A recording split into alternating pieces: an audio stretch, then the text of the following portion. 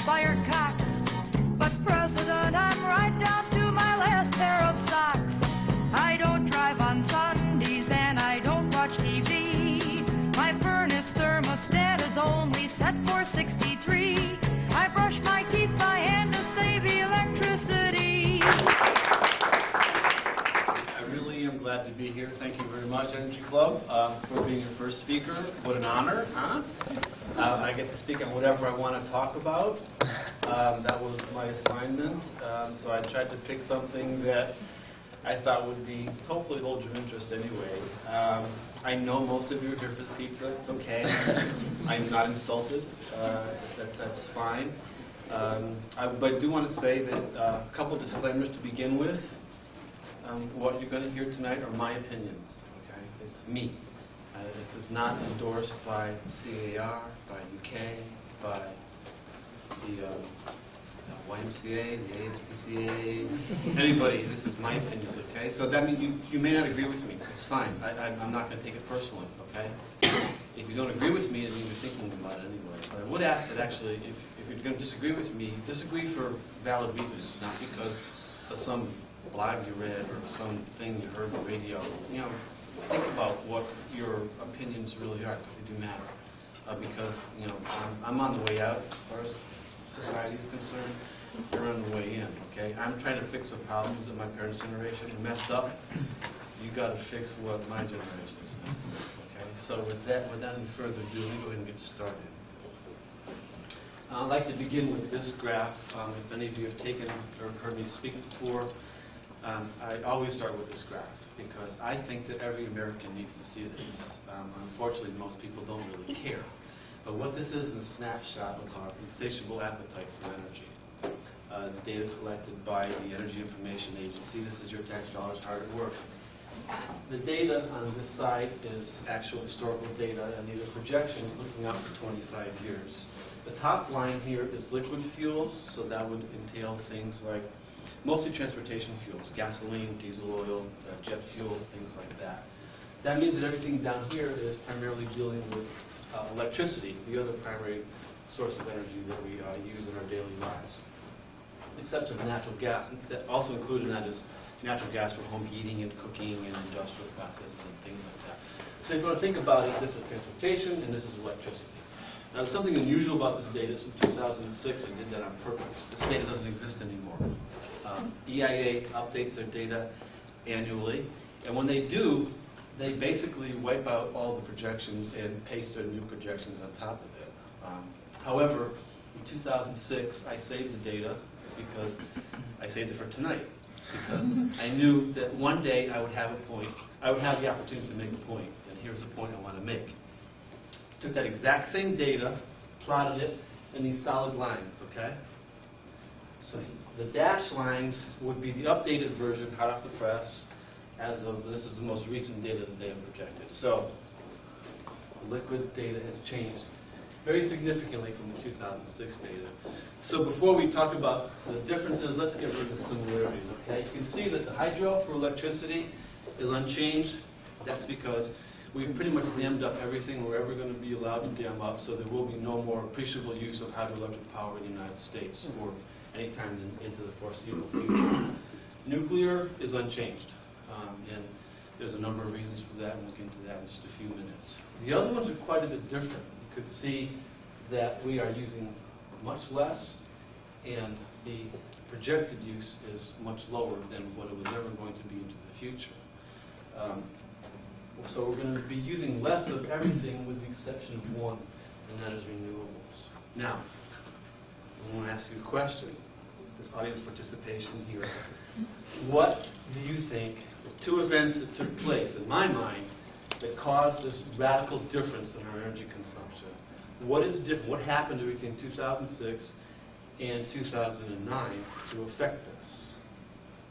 Anybody? Yes? I mean, the price of oil spiked. The price of oil, okay. Some people are making arguments that oil is, conventional oil production may be peaking. Okay. Market crashed. Market crash. Very significant. That is what you're seeing right there. Yeah. When the economy tanks, as it has, we go into a recession, whatever you want to call it, factories shut down, we're not using as much industrial processes, people are going to work. Our energy consumption as a nation decreases, and that's what happened right here, okay? So something else very significant happened, and this has a profound impact, actually it has a major impact on the slope of those lines looking out to the future. What happened between 2006 2009 to affect that slope? We had an election. President determines the slope of those lines. Okay? It determines the slope of those lines by dictation of what our national energy policy is. Okay? So looking at this, you can see what our national energy policy is, even just from looking at this data. One is we're going to look at conservation, and two, we're going to be using more renewables. That is what this administration foresees taking place over the next 25 years. This is what I believe our national energy policy has been for the last 30 years, and I think it's actually very accurate. We pretend we don't have a problem, and we hope that it will fix itself. And that's actually what's been going on. So it's meant to be humorous, but unfortunately, it's actually pretty accurate. This is my interpretation of what I think our current energy policy is. Now, you will not find it written as going to a website, a national energy policy page. It's not going to be there. There are reams of information, and as you distill through it, two main points jump out at me, and they're reflected in those graphs. One is we're going to reduce our overall consumption, or at least our rate of consumption increase. And the second is, as I said, we're going to use more renewables. How do we implement these is what I want to go into. Now, when I talk about reducing consumption, I mean, these are good things. I mean, the keeping your tires inflated, that's not a national energy policy. Okay, it's a good idea. It's a preventive maintenance thing. I think reduction of consumption is always a good thing, using our energy resources wisely. And reducing the amount of wattage that we use in our light bulbs. There's a lot of wisdom behind all of that.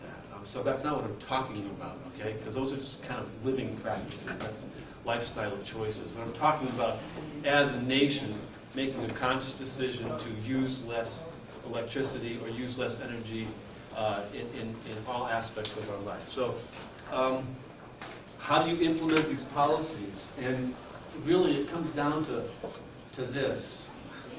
They all come back to this, and this is where we may have some disagreement. Basically, you take everything with fossil fuels and you label it as bad.